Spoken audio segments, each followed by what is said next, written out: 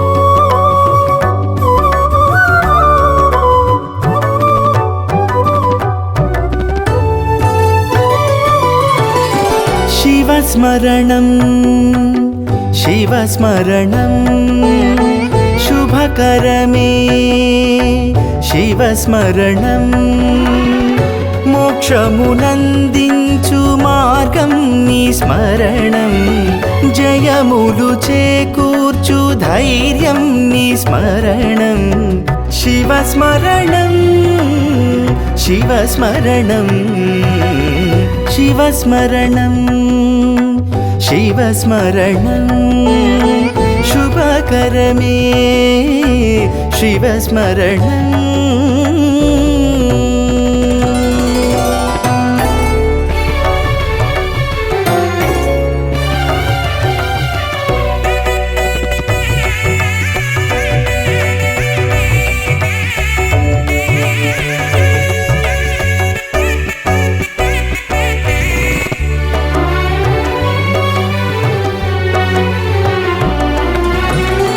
నీ చరితే మధురం నీ ఘనతే అమరం దొరికిన నీ శరణు భాగ్యం కదా వెలిగెను కైలాసం మురిసెను భూలోకం దివిలో నీ తాండవం చూడగా అడిగిన వెంటనే వరమిచ్చు స్వామి కొలిచిన నిన్నే దొరికేను హామీ నిరతము నీ నామస్మరణే కదా శివస్మరణం శివస్మరణం శుభకరమే శివస్మరణం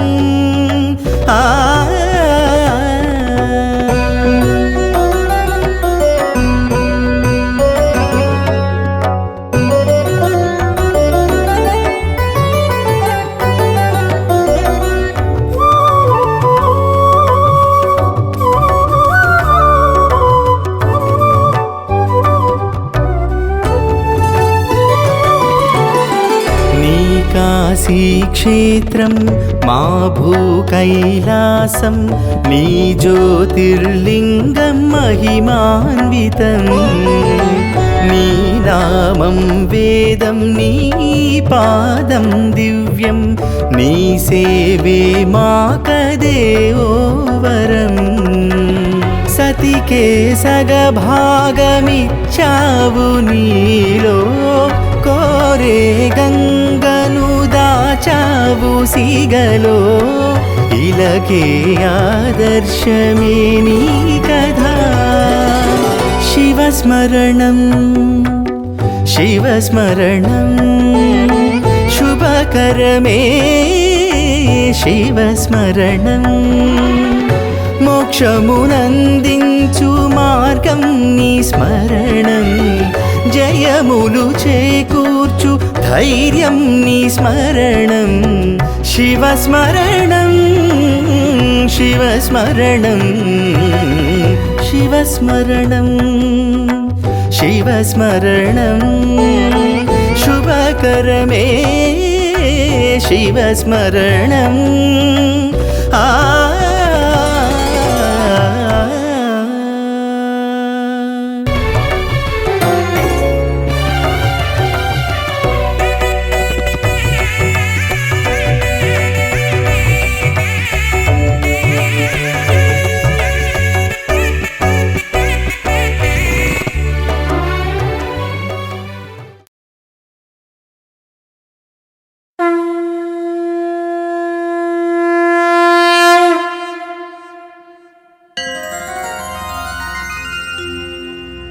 त्रिदलं त्रिगुणाकारं त्रिनेत्रं च त्रियायुधं त्रिजन्म पापसंहारम् एकबिल्वं शिवार्पणम्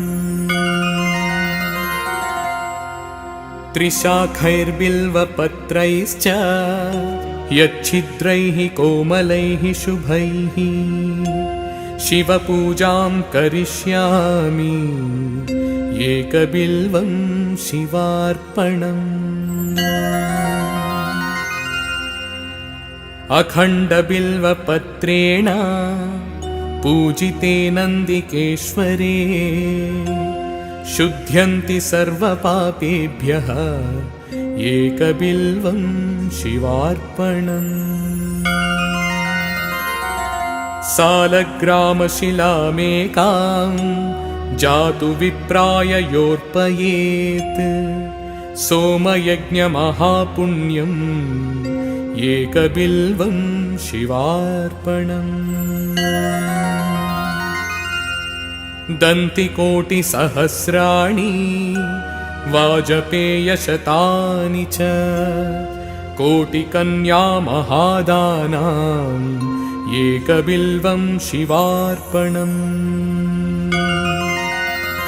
पार्वत्याः स्वेदसञ्जातं महादेवस्य च प्रियं बिल्ववृक्षं नमस्यामि एकबिल्वं शिवार्पणम् दर्शनं बिल्ववृक्षस्य स्पर्शनं पापनाशनम् अघोरपापसंहारम् एकबिल्वं शिवार्पणम् मूलतो ब्रह्मरूपाय मध्यतो विष्णुरूपिणे अग्रतः शिवरूपाय एकबिल्वं शिवार्पणम्